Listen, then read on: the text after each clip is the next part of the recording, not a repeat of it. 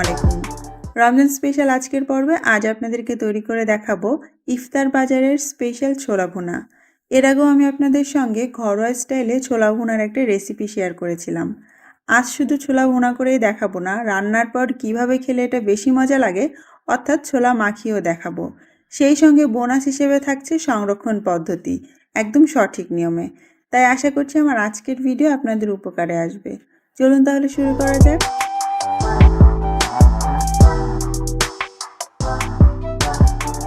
আজকের ছোলা ভুনা করার জন্য আমি 1 কেজি দেশি শুকনো ছোলা নিয়েছি।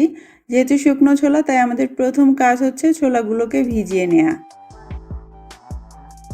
একটা বড়সড় গর্তওয়ালা পাত্রে আমি প্রথমে সবগুলো ছোলা নিয়ে নিলাম। তারপর এর মধ্যে আমি নর্মাল পানি ঢেলে দিচ্ছি। পানিটা এমন পরিমাণে দিবেন যাতে ছোলাগুলো এর অনেক তলায় থাকে। আর এটাকে 6 থেকে 8 ঘন্টা এভাবে ভিজিয়ে রাখলে শুকনো ছোট ছোট এই ছোলাগুলোই ফুলে কিন্তু বড় হয়ে যাবে, তখন আমাদের রান্না করতে সুবিধা হবে। আর এই পানির সাথে কোনো ধরনের বেকিং পাউডার বা বেকিং সোডা দেওয়ারও দরকার নেই, এমনকি গরম পানিও ব্যবহার করতে হবে না। জাস্ট এটাকে 6 থেকে 8 ঘন্টা সময় দিতে হবে। সাধারণত আপনি রাতে ভিজিয়ে রাখলে সকালে এই ছোলাটা রেডি হয়ে যাবে রান্নার জন্য। এই হচ্ছে 8 ঘন্টা পরের অবস্থা। দেখতেই পাচ্ছেন শুকনো সেই ছোট ছোট ছোলাগুলো ফুলে কতটা বড় হয়ে গিয়েছে। অনেকে কিন্তু এই কাঁচা ছোলা মেখেও খেয়ে থাকেন, সেটা অনেক হেলদি। এখন আমরা এই ছোলাগুলোকে সেদ্ধ করে নিব। আর সেদ্ধ করার জন্য আমাদের পর্যাপ্ত পরিমাণ পানি ব্যবহার করতে হবে, যাতে ছোলাগুলো পানির নিচে থাকে। আর অবশ্যই পানির সাথে লবণ মিশিয়ে নিতে হবে। মিডিয়াম হাই আছে প্রায় 30 মিনিটের মতো আমি লবণ পানিতে ছোলাগুলোকে সেদ্ধ করে নিয়েছি। আর যখন এগুলো সেদ্ধ হয়ে গিয়েছে তখন এই পানি থেকে তুলে আলাদা একটা পাত্রে নিয়ে নিয়েছি। একটা ছোলা আমি আপনাদেরকে টিপে দেখাচ্ছি। ছোলাটা কিন্তু একদম সুন্দর মতো সেদ্ধ হয়ে গিয়েছে। ছোলা ভেজানো থেকে সেদ্ধ করার এই প্রসেসটা কিন্তু বেশ লম্বা সময়ের, তাই প্রতিদিন রোজা রেখে এই ঝামেলা করার আসলে কোনো মানে হয় না।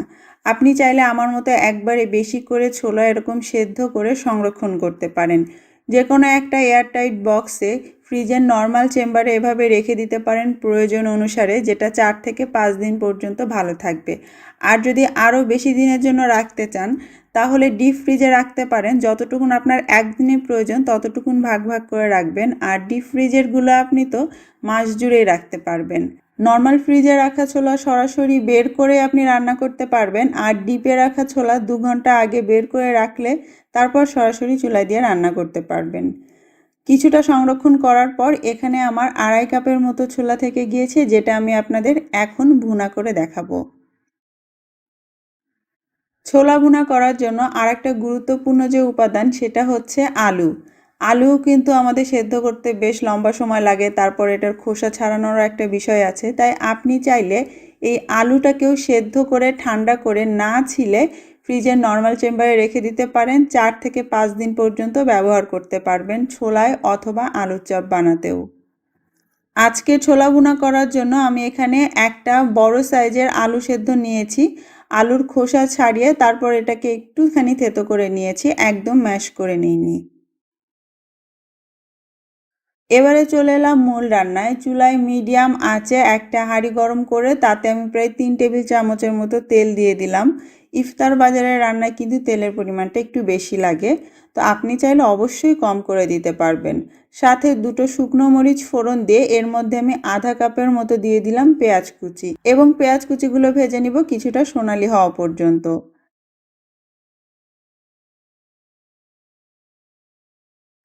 যখনই দেখবেন এটা প্রায় বেরেস্তার কাছাকাছি কালারে চলে এসেছে তখন এর মধ্যে কিছুটা পানি দিয়ে দিতে হবে, যাতে বেরেস্তাটা বেশি পুড়ে না যায়। এরপরে এর মধ্যে আমরা বাদবাকি মশলা দিব। প্রথমেই দিয়ে দিচ্ছি 1.5 টেবিল চামচ আদা এবং 1 টেবিল চামচ রসুন বাটা। তারপরে দিচ্ছি আধা টেবিল চামচ মরিচ গুঁড়া, 1.5 চা চামচ জিরা গুঁড়া, 1 চা চামচ ধনে গুঁড়া, আধা চামচ করে মরিচ এবং গরম মশলা গুঁড়া এবং স্বাদ মতো লবণ। আপাতত আমি আধা চামচ দিয়েছি, পরে আরও কিছুটা দিয়ে দিব রান্নার শেষের দিকে। এবারে এই সমস্ত কিছু একসঙ্গে ভালো করে কষিয়ে নিতে হবে। যেহেতু আমরা ছোলা সেদ্ধর সময় লবণ দিয়েছিলাম, তাই লবণটা আপনাকে একটু বুঝে শুনে দিতে হবে। তারপর এর মধ্যে আমি একটা টমেটো এইভাবে ফালি করে কেটে দিয়ে দিচ্ছি। এটা একেবারে অপশনাল, যদি চান তাহলে দিতে পারেন। এবং আগের মতোই সব কিছু একসঙ্গে টমেটোটা গলে যাওয়া পর্যন্ত কষিয়ে নিতে হবে। আর যখন আপনার মশলা কষানো হয়ে যাবে ঠিকঠাক, তখন এর মধ্যে আমরা সেই সেদ্ধ আলু দিয়ে দিব। আলুগুলোকে হালকা করে আগে থেকে আমি থেতো করে রেখেছিলাম। আর আলু দেওয়ার পর জাস্ট মিনিট 2-3 আমি একটু নেড়ে চেড়ে কষিয়ে নিব। এই আলুটা দেওয়ার কারণে মশলার পরিমাণটা অনেক গাঢ় হয়ে যাবে আর খেতেও কিন্তু অনেক বেশি স্বাদ হয়। ইফতার বাজারে এভাবেই সাধারণত ছোলা ভুনা করা হয়। সেদ্ধ আলু যেহেতু আঠালো হয় এবং নিচ থেকে একটু লেগে লেগে আসে, তাই এর মধ্যে আমি সামান্য একটু পানি দিয়ে দিচ্ছি এবং পানিটা দেওয়ার পরই আমি এর মধ্যে সেদ্ধ ছোলাগুলোও দিয়ে দিব। যদি আপনি নর্মাল ফ্রিজ থেকে বের করেন তাহলে সরাসরি দিয়ে দিতে পারেন, আর ডিপ ফ্রিজেরটা 2 ঘন্টা আগে বের করে রাখলেও এভাবে সরাসরি দিয়ে দিতে পারবেন। তারপর সব কিছু একসঙ্গে মিডিয়াম লো আঁচে নেড়ে চেড়ে জাস্ট 2 থেকে 3 মিনিট একটু ভুনে নিতে হবে, বা আর একটু বেশি সময় ধরে ভুনলেও হবে। মেশানো হয়ে গেলে নামানোর কিছুক্ষণ আগে এর উপরে সামান্য গরম মশলা গুঁড়া অথবা ভাজা জিরার গুঁড়া এভাবে ছড়িয়ে দিতে পারেন। এবং ইফতার বাজারে সাধারণত কিছুটা টেস্টিং সল্ট বা আজিনামোতো এর উপরে দেওয়া হয়। যদি আপনি চান তাহলে এটা দিতে পারেন, না চাইলে বাদ দিতে হবে। আমি এখানে 1/4 চা চামচের মতো দিয়েছি। তারপর আবারও সব কিছু একসঙ্গে নেড়ে মিশিয়ে নিলাম। যদি ভেজা ভেজা পছন্দ করেন তাহলে এই পর্যায়ে নামিয়ে ফেলতে হবে।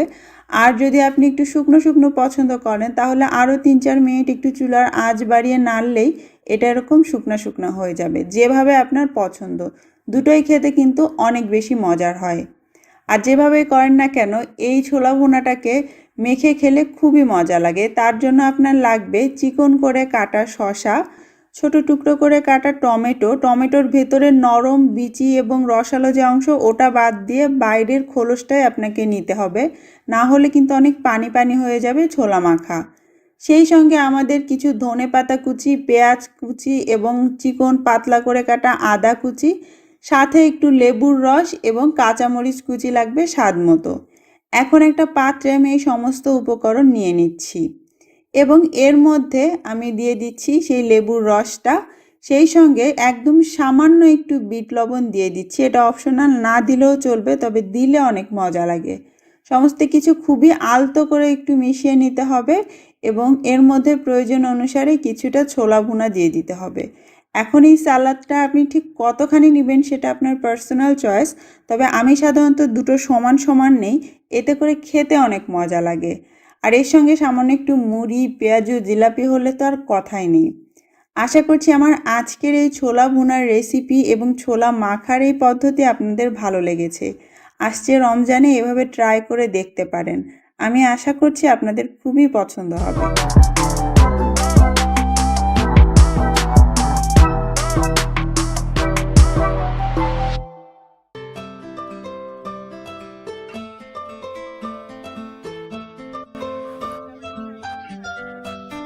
আজ আপনাদের জন্য নিয়ে এসেছি রমজান স্পেশাল একটা রেসিপি। তৈরি করে দেখাবো মুচমুচে পেঁয়াজু, যেটা আমাদের দেশের অন্যতম কমন একটা ইফতার আইটেম। পেঁয়াজুর রেসিপি আমি আগেও আপনাদের সঙ্গে শেয়ার করেছি, তবে আজকে কিভাবে একবার পেঁয়াজু বানিয়ে পুরো মাস জুড়ে খেতে পারবেন সেই পদ্ধতি শেয়ার করব। 3টি ভিন্ন পদ্ধতিতে আপনি চাইলে সংরক্ষণ করে রেখে দিতে পারেন এই পেঁয়াজু। রেসিপিতে যাওয়ার আগে চলুন দেখে নেওয়া যাক এইভাবে পেঁয়াজু বানালে সেটা কতটা মুচমুচে হবে।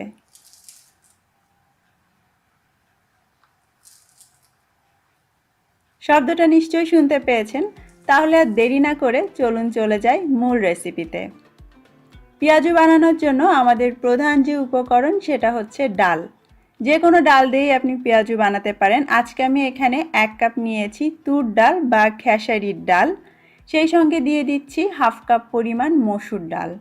আপনি চাইলে কিন্তু অর্ধেক মসুর ডাল আর অর্ধেক খেসারির ডাল নিতে পারেন, অথবা মসুর ডাল বা শুধু খেসারির ডাল দিয়েও পেঁয়াজু বানাতে পারেন। তবে খেসারির ডাল আর মসুরের ডাল মিশিয়ে যদি পেঁয়াজু বানানো যায় সেটা টেস্ট বেশি ভালো হয় আর ক্রিস্পিও হয়। একসঙ্গে ডাল দুটোকে আমি মিশিয়ে নিলাম। যদি কোনো ময়লা থাকে সেগুলোকে বেছে ফেলতে পারেন। এইবারে আমরা ডালটাকে খুব ভালো করে ধুয়ে নিব। পরিষ্কার পানি দিয়ে কচলে কচলে আমাদের ডালটাকে ধুতে হবে। প্রথমবার ধোয়ার সময় খেয়াল করবেন যে ডালের পানিটা খুব সহজেই সাদা হয়ে আসছে। এর কারণ কিন্তু ডালের গায়ে লেগে থাকা ময়লা নয়, ডালের গায়ের স্টার্চ। তবে সেই সঙ্গে এর আলগা ময়লাটাও চলে যাবে। তো আমাদের যেটা করতে হবে, 2-3 বার পানি ঢেলে এইভাবে কচলে ডালটাকে খুব ভালো করে ধুয়ে নিতে হবে এবং পানিটা নিংড়ে ফেলে দিতে হবে। যখন আপনার কাছে মনে হবে ডালটা পরিষ্কার করে ধোয়া হয়ে গিয়েছে, তখন এর মধ্যে পর্যাপ্ত পরিমাণ পানি দিয়ে এটাকে ভিজিয়ে রাখতে হবে 15 থেকে 20 মিনিটের জন্য। ম্যাক্সিমাম আপনি আধা ঘন্টা ভিজিয়ে রাখতে পারেন, এর থেকে বেশি ভিজিয়ে রাখার আসলে দরকার নেই।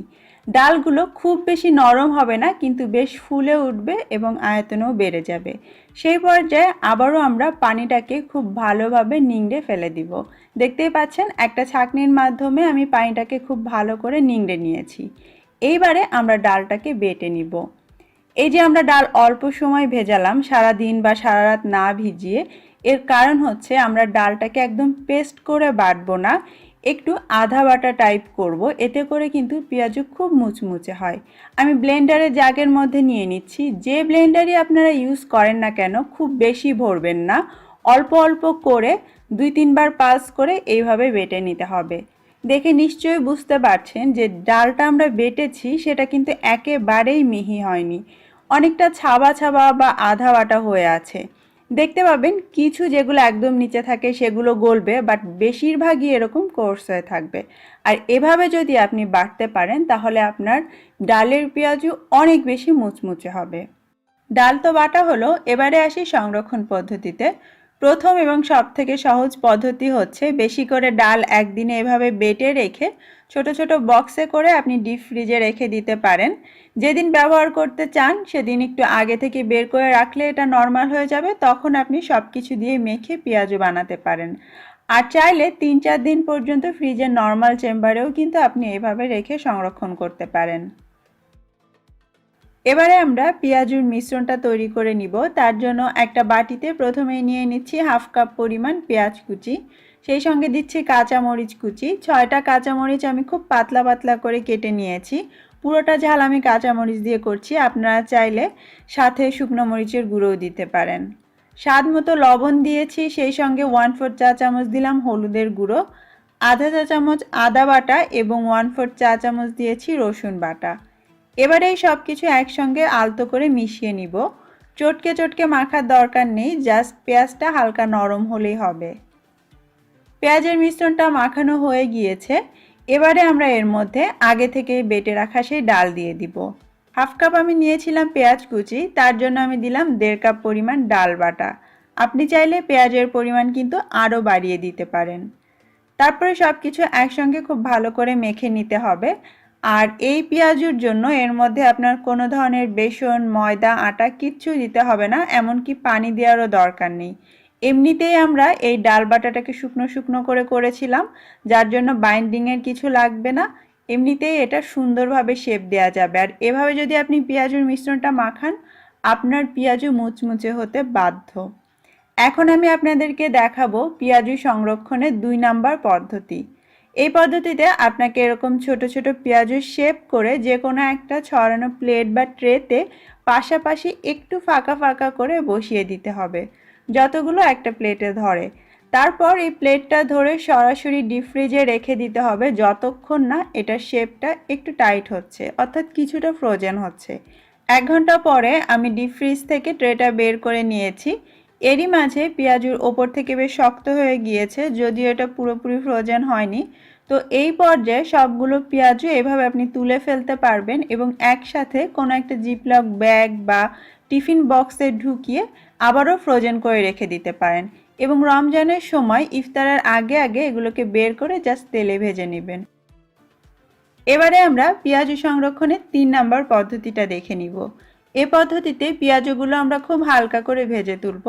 এজন্য চুলায় মিডিয়াম আঁচে আমি তেল গরম করে নিয়েছি এবং ডুবো তেলে পেঁয়াজগুলো ছাড়ছি। আর ঠিক ততক্ষণ পর্যন্ত আপনি পেঁয়াজগুলো ভাজবেন যতক্ষণ না এগুলো উল্টে দেয়া যায়, অর্থাৎ উল্টে দিতে গিয়ে ভেঙে না যায়।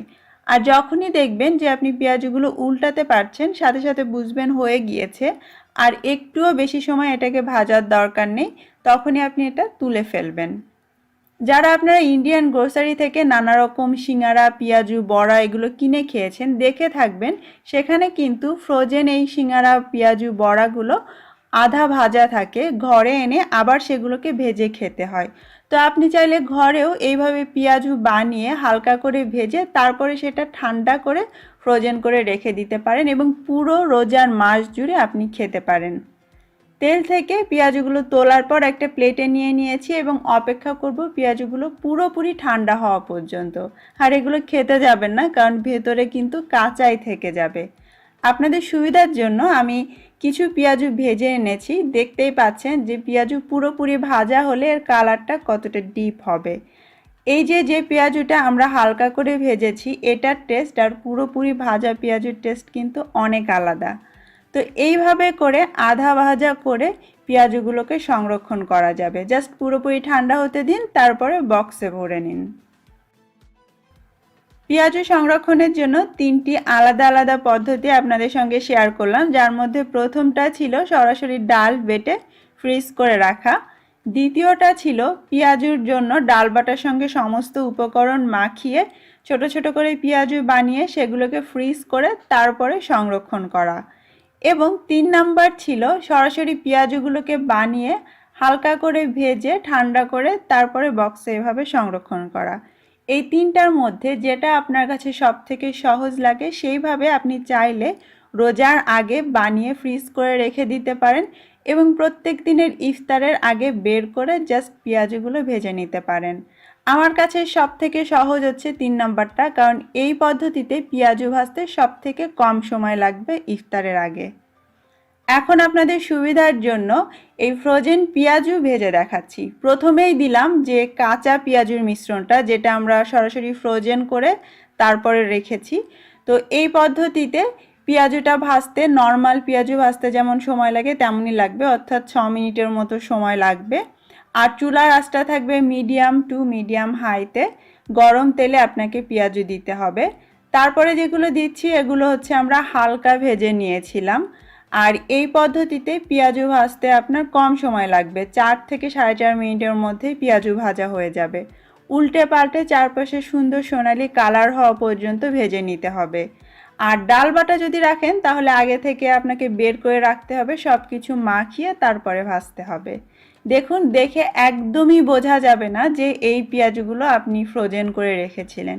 এই যে প্লেটে পেঁয়াজগুলো দেখতে পাচ্ছেন, এর মধ্যে সরাসরি বানিয়ে ভাজা, ফ্রোজেন করাটা ভাজা, আধা ভেজে নেওয়াটা সবই আছে, কিন্তু কোনোটার থেকে কোনোটা আলাদা করা যাচ্ছে না। আশা করছি আমার আজকের পেঁয়াজুর রেসিপি এবং 3টা সংরক্ষণ পদ্ধতি আপনাদের ভালো লেগেছে। ভালো লেগে থাকলে অবশ্যই কমেন্ট করে জানাবেন।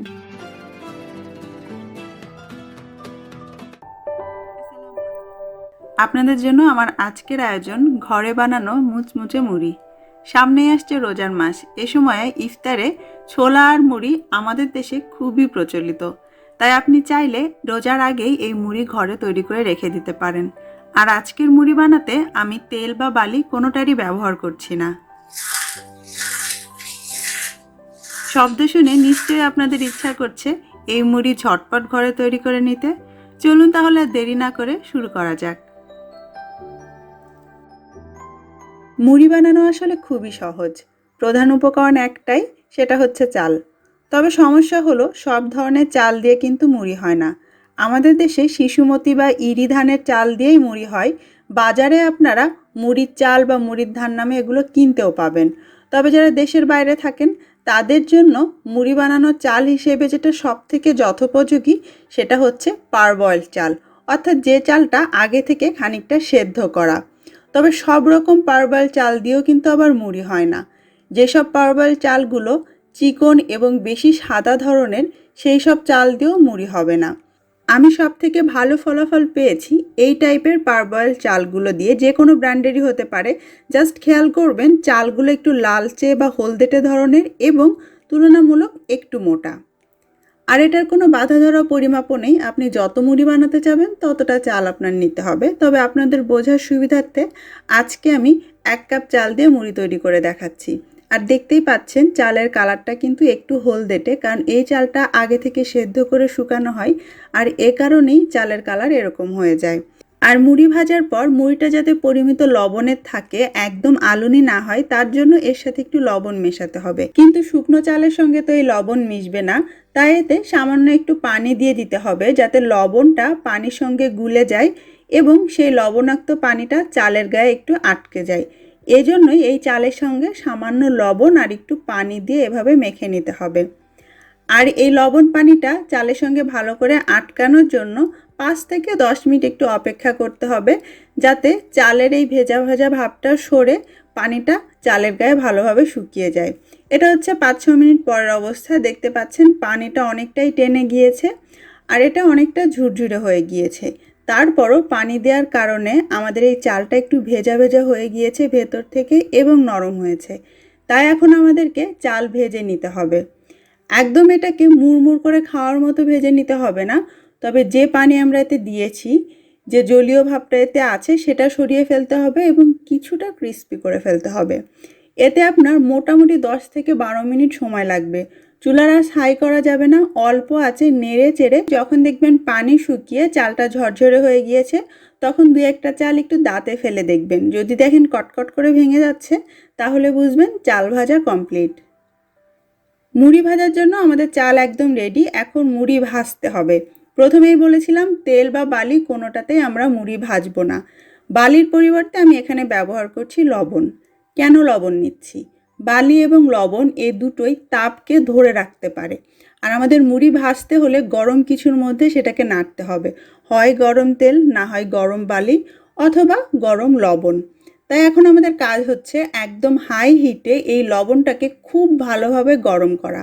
সাদা লবণ গরম হয়ে একদম যখন লালচে হয়ে যাবে, তখন বুঝবেন আপনার মুড়ি ভাজার জন্য এই বালি বা লবণটা রেডি হয়েছে। সাদা অবস্থায় হালকা গরম করলে কিন্তু তাতে মুড়ি ফুটবে না। লবণটা গরম হতে হতে এই ফাঁকে একটু প্রিপারেশন সেরে রাখতে হবে যে মুড়ি ফুটে ওঠার পর সেটাকে আমাদের তো চেলে নিতে হবে, লবণ থেকে আলাদা করতে হবে। তাই আমি একটা স্টিলের বাটি নিয়েছি এবং সেই সঙ্গে একটা ঝাঁঝরি নিয়েছি। চেষ্টা করবেন এমন কোনো বাটি নিতে যেটা গরম লবণ বা বালি পড়লে ভেঙে বা ফেটে যায় না।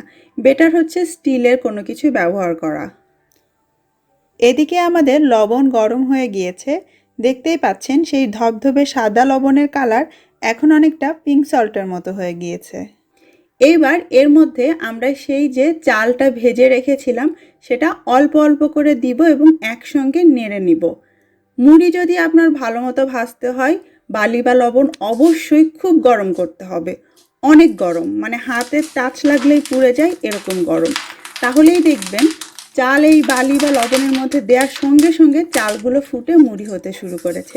আর যখনই দেখবেন চালগুলো ফুটে মুড়ি হয়ে গিয়েছে, সাথে সাথে দেরি না করে সে আগে থেকে রেডি করে রাখা ঝাঁঝরির উপরে এটাকে ঢেলে ফেলতে হবে এবং মুড়ি থেকে লবণটাকে আলাদা করে ফেলতে হবে। বালি হলেও কিন্তু একই প্রসেস।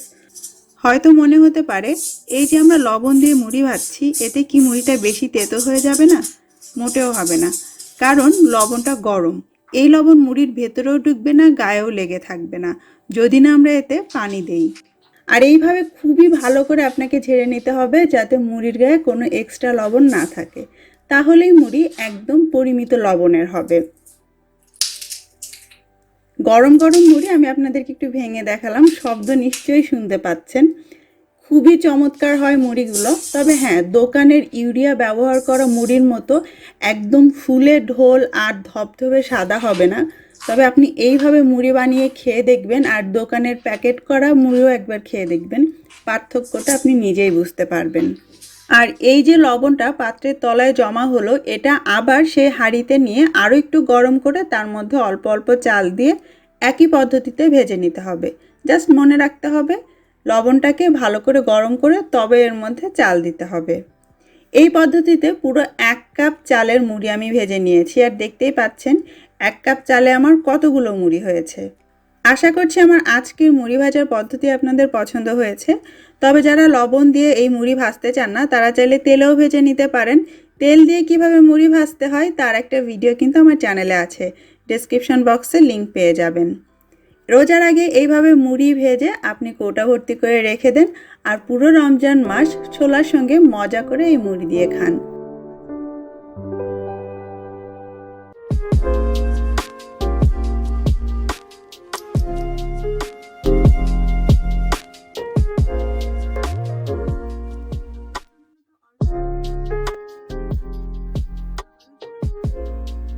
আমার আজকের রেসিপি মুচমুচে জিলাপি। আর কিছুদিন পরেই আসছে রোজার মাস। এ সময় ইফতারে জিলাপি না হলে কি চলে? এখন হয়তো ভাবছেন রোজার তো দেরি আছে, এত তাড়াতাড়ি?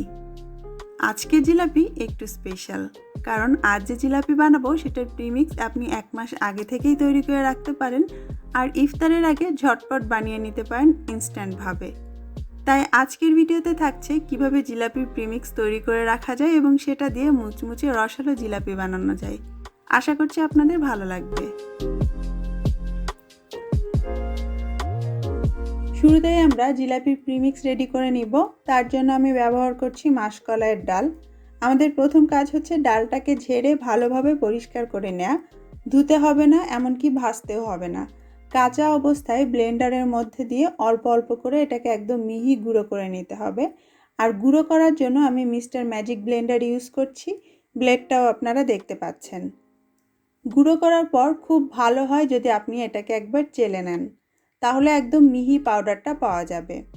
সরাসরি ডালগুলোকে আমি ব্লেন্ডারে এভাবে মিহি গুঁড়ো করে নিয়েছি। তারপরে এটাকে ভালোভাবে চেলে নিচ্ছি।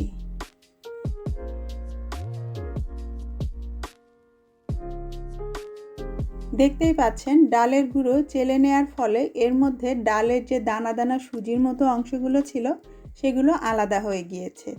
আর বাটির মধ্যে যেটা পড়েছে সেটা একদম মিহি পাউডার হবে। আর এভাবে চেলে নিয়েই আপনাকে বানাতে হবে। এখানে 1/4 কাপের মতো মাসকলাই ডালের গুঁড়ো আছে। এবারে আমরা এর মধ্যে মেশাবো 1 কাপ ময়দা। আটা দিয়ে হবে না, আপনাকে এই জিলাপি বানাতে হলে অবশ্যই ময়দাটাই ব্যবহার করতে হবে। তারপর এতে দিয়ে দিচ্ছি আধা চা চামচ বেকিং পাউডার, সেই সাথে যাচ্ছে আধা চা চামচ বেকিং সোডা। বেকিং সোডা কিন্তু এমনি এমনিতে কাজ করবে না, এটাকে অ্যাক্টিভ করার জন্য টক কিছু দিতে হবে, যেমন লেবুর রস বা টক দই। কিন্তু সেগুলো তো ভেজা উপকরণ, আমাদের লাগবে শুকনো কিছু। তাই আমি এখানে দিচ্ছি 1 চা চামচ সাইট্রিক অ্যাসিড, যেটাকে লেবুর ফুল বা টক চিনিও বলা হয়ে থাকে। আর এটার কারণেই বেকিং সোডা অ্যাক্টিভ হবে এবং আমাদের জিলাপি ফুলাবে। আপনারা চাইলে এই বেকিং পাউডার, বেকিং সোডা এবং সাইট্রিক অ্যাসিড এই তিনটার পরিবর্তে ব্যবহার করতে পারেন 1 চা চামচ ইনো। ইনো দিয়ে যারা জিলাপির রেসিপি দেখতে চাচ্ছেন কমেন্ট করে অবশ্যই জানাবেন। এবার এই সমস্ত কিছু একসঙ্গে ভালো করে মিশিয়ে নিলেই আমাদের জিলাপির প্রিমিক্স রেডি। যদিও ব্যাটার বানানোর জন্য এর মধ্যে আমাদের আরও 2টা উপকরণ লাগবে। তার একটা হচ্ছে পানি, অন্যটা ঘি বা তেল। ঘি বা তেল আমি এখন দিব না, কারণ তাতে এই প্রিমিক্সটা তাড়াতাড়ি খারাপ হয়ে যায়। ওটা আমরা ব্যাটার বানানোর সময়ই দিব। তো আমাদের জিলাপির প্রিমিক্স কিন্তু রেডি। এটা এখন আপনার পছন্দ মতো যে কোনো একটা কৌটা বা জারে ভরে আপনি রেখে দিতে পারেন 1 মাসেরও বেশি সময় ধরে। যখন আপনার ইচ্ছে হবে জাস্ট এর মধ্যে পানি আর ঘি মিলিয়ে ব্যাটার তৈরি করে জিলাপি ভেজে ফেলতে পারবেন। এবারে চলুন এই প্রিমিক্স ব্যবহার করে কিভাবে জিলাপি বানাতে হয় সেটা দেখে নেই। শুরুতেই আমরা জিলাপির জন্য সুগার সিরাপ বা শিরাটা তৈরি করে নিব। আপনারা সবাই জানেন জিলাপির শিরা কিন্তু বেশ ভারী হয়, খুব বেশি পাতলা হয় না, তাতে জিলাপি নেতিয়ে যায়। আর শিরা আমাদেরকে একটু বেশি করে বানাতে হবে যাতে জিলাপি খুব ভালোভাবে ডুবানো যায়। আর শিরা বানানোর জন্য আমি 2 কাপ চিনির সঙ্গে 1 কাপ পানি দিয়ে দিলাম। রেশিওটা ঠিক এমনই হবে, যতটা চিনি তার অর্ধেক পানি নিতে হবে। তারপর চুলাটা অন করে এই চিনি পানিতে ভালোভাবে মিশে যাওয়া পর্যন্ত ভালোভাবে নেড়ে যেতে হবে এবং অপেক্ষা করতে হবে ঠিক এই পানিতে একটা বলক আসা পর্যন্ত। মোটেও এটাকে বেশি জাল করে ঘন করা যাবে না, তাতে শিরা কিন্তু বেশি ঘন হয়ে যাবে। দেখতে পাচ্ছেন বলক চলে এসেছে, আমি চুলাটা বন্ধ করে দিচ্ছি। এইবার এই শিরার মধ্যে আমি সামান্য একটু সিরকা দিয়ে দিচ্ছি, যেহেতু আজকে আমার কাছে লেবুর রস নেই। আমি এখানে 1/4 চা চামচ সিরকা দিয়েছি, লেবুর রস হলে আধা চা চামচ দিতে হবে। তারপরে নেড়ে চেড়ে মিশিয়ে এটাকে আমি নামিয়ে ফেলবো। আর এই শিরাটা আমরা ব্যবহার করব কুসুম গরম অবস্থায়। এবারে আমি জিলাপির যে প্রিমিক্স তৈরি করেছিলাম সেটা দিয়ে ব্যাটার বানিয়ে দেখাবো। আপনাদের সুবিধার জন্য আমি ঠিক 1 কাপ প্রিমিক্স নিলাম, যাতে আপনাদের বুঝতে সুবিধা হয় যে কতটুকুন প্রিমিক্সে কতটুকুন ঘি আমাদেরকে দিতে হবে। এর মধ্যে আমি 1 টেবিল চামচ ঘি দিয়ে দিচ্ছি, চাইলে তেলও দেওয়া যাবে, তবে ঘি দিলে ফ্লেভারটা কিন্তু বেশ ভালো আসবে। প্রথমেই আমরা এই ঘি আর ময়দার মিশ্রণটাকে খুব ভালো করে হাত দিয়ে ডলে ডলে মিশিয়ে নিব। তারপরে এর মধ্যে দিতে হবে পানি। ঠান্ডা পানিও নয়, কুসুম গরম বা গরম পানিও নয়, একদম নর্মাল পানি। প্রথম পর্যায়ে আপনাকে হাফ কাপের মতো পানি দিয়ে দিতে হবে। তারপর এটাকে আস্তে আস্তে মাখাতে হবে। কোনোভাবে একবারে পানি দিবেন না। আমি আপনাদেরকে বলবো ঠিক কতটুকুন পানি আমার লাগবে। এবং এই জিলাপি খুব ভালোভাবে ফোলানোর জন্য প্রধান যে টিপস সেটা হচ্ছে এই মিশ্রণটাকে বা ব্যাটারটাকে খুব ভালোভাবে ফেটতে হবে। খেয়াল করছেন হয়তো আমি কতভাবে এটাকে ফেটছি। এইভাবে ফেটতে ফেটতেই দেখবেন যে মিশ্রণটার মধ্যে কোনো লাম্পস থাকবে না এবং এটা বেশ স্মুথ হয়ে যাবে। জিলাপির এই ব্যাটারটা হালকা ঘন হবে, তবে খুব বেশি ঘন নয়। আমি আরও 1 টেবিল চামচের মতো পানি এতে দিলাম। টোটাল এখানে আমার 3/4 কাপ অর্থাৎ 1.25 কাপ লেগেছে পানি। আবারও আমি এটাকে খুব ভালো করে ফেটে নিচ্ছি। সর্বমোট আমি এটাকে 7-8 মিনিট ধরে এইভাবে ভালোভাবে ফেটে নিয়েছি। এতে করে আমাদের জিলাপি খুব ভালো ফুলবে এবং মুচমুচে হবে। আমাদের ব্যাটার একদম রেডি হয়ে গিয়েছে। দেখতে পাচ্ছেন কনসিস্টেন্সি কেমন হয়েছে। পানির পরিমাপটা ঠিক রাখলে এমনই হবে, তবে শর্ত হচ্ছে ভালো করে এটাকে ফেটতে হবে। আর জিলাপির প্যাচ দেওয়ার জন্য আমি এই জিলাপি মেকারটা ব্যবহার করছি।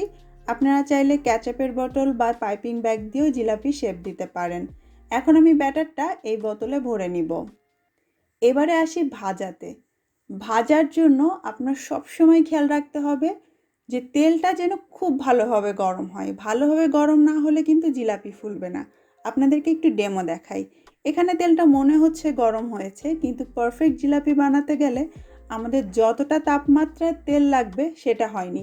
খেয়াল করছেন হয়তো যে জিলাপির ব্যাটার তেলে ছাড়ার কিছুক্ষণ পর এটা ভেসে উঠছে, সাথে সাথে নয়। এরকম গরম তেলে যদি আপনি জিলাপি ভাজেন তাহলে ফলটা কেমন হবে, এই যে দেখুন, জিলাপির ওপরে ফুললেও নিচেরটা চ্যাপ্টা বা ফ্ল্যাট হবে। এতে কিন্তু জিলাপি ভেতরটা ফাঁপালো হবে না এবং শিরাও ভালো করে ঢুকবে না, মানে পুরাই ফেল প্রজেক্ট। তাই জিলাপি মুচমুচে এবং ফুলকো করার জন্য আপনাকে অবশ্যই তেলটা খুব ভালো করে গরম করতে হবে। এই যে দেখুন, এই ব্যাচের জিলাপি আমি যখন তেলের মধ্যে ছাড়ছি, সাথে সাথে এগুলো ওপরে ভেসে উঠছে এবং ফুলে যাচ্ছে। এটা হচ্ছে পারফেক্ট তাপমাত্রার একটা তেল। আপনি ফুলকো জিলাপি যদি ভাজতে চান তাহলে এরকম গরম তেলেই ব্যাটার ছাড়তে হবে। দেখে বোঝার চেষ্টা করুন যে তেলটা আসলে কতটা গরম। 2-3টা দিতে দিতেই দেখবেন প্রথমে যেগুলো দিয়েছেন সেগুলো নিচ থেকে বেশ সোনালি আওয়াজ আসতে শুরু করেছে। এতটাই গরম থাকতে হবে তেল। এবারে আমি প্রথম দিকে যে জিলাপিটা ছেড়েছিলাম সেগুলোকে উল্টে দিচ্ছি। বেশি সময় লাগে না এক এক ব্যাচ জিলাপি ভাজতে, তেল এতটা গরম থাকলে। আপনার 3 থেকে 4 মিনিটের মধ্যেই দেখবেন এক এক ব্যাচ জিলাপি ভাজা হয়ে গিয়েছে। উল্টে উল্টে আপনাকে ভাজতে হবে এবং ফাঁকে ফাঁকে জায়গা থাকলে আরও কিছু জিলাপি ছেড়ে দিতে হবে। প্রথমে যেটা ছেড়েছিলাম সেটাও হয়ে গিয়েছে, চাইলে আরও একটু ডিপ কালার করা যায়। তারপর তেল থেকে উঠিয়ে একদম সরাসরি পাশে রাখা হালকা গরম শিরাতে এটাকে ডুবিয়ে দিতে হবে। আর শুধু শিরার মধ্যে ছাড়লেই হবে না, চামচ দিয়ে এটাকে চেপে ধরতে হবে। না হলে জিলাপি কিন্তু শিরার উপর দিকে থাকবে আর জিলাপির ভিতরে ভালো করে রস ঢুকবে না। অবশ্যই এই কাজটা আপনাকে করতে হবে। শিরাতে ছাড়বেন এবং একটা চামচ দিয়ে শিরার তলায় এটাকে কিছুক্ষণের জন্য হলেও চেপে রাখবেন। আর জিলাপি যদি পারফেক্টলি ভাজা হয় তাহলে এর মধ্যে শিরা ঢুকতেও কিন্তু সময় লাগে না। 2 মিনিটের মাথায় দেখবেন জিলাপির ভেতরে পারফেক্টলি শিরা ঢুকে গিয়েছে। এই যে যেমন দেখতে পাচ্ছেন জিলাপিগুলো হয়ে গিয়েছে। আমি এখন শিরা থেকে জিলাপি তুলে নিচ্ছি।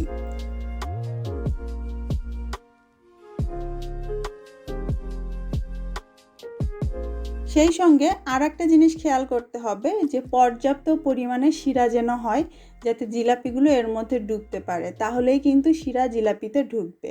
এইভাবে করে বাকি ব্যাটার দিয়ে জিলাপি ভেজে আপনাকে শিরায় ডুবিয়ে তুলে নিতে হবে। ব্যাস তৈরি হয়ে গেল ঘরে বানানো প্রিমিক্স দিয়ে ইনস্ট্যান্ট জিলাপি। চলুন একটা ভেঙে দেখা যাক। শব্দটা নিশ্চয়ই শুনতে পেয়েছেন আর দেখতেই পাচ্ছেন ভেতরটা কতটা ফাঁপালো আর রসে ভরপুর। জিলাপিগুলো এখন হালকা গরম অবস্থায় আছে, তাই শিরা এখনও পাতলা। কিন্তু এই জিলাপি যখন একদম ঠান্ডা হয়ে যাবে তখন শিরাটা আর একটু ভারী হয়ে যাবে, তবে শিরাতে ভরপুরই থাকবে। আর এই জিলাপি আপনি ঘরে রেখে খেতে পারবেন 2-3 দিন পর্যন্ত। ফ্রিজে রাখলে তো আরও বেশি সময় ভালো থাকবে। এবং জিলাপি সহজে কিন্তু নেতিয়েও যাবে না। আপনি যদি আমার সমস্ত টিপস ফলো করে জিলাপি ভাজেন তাহলে 2 দিন পর্যন্ত এর মুচমুচে ভাব বজায় থাকবে। আশা করছি আমার আজকের রেসিপি এবং পদ্ধতি আপনাদের পছন্দ হয়েছে। কমেন্ট করে অবশ্যই জানাবেন। সবাই ভালো থাকবেন। আল্লাহ হাফেজ।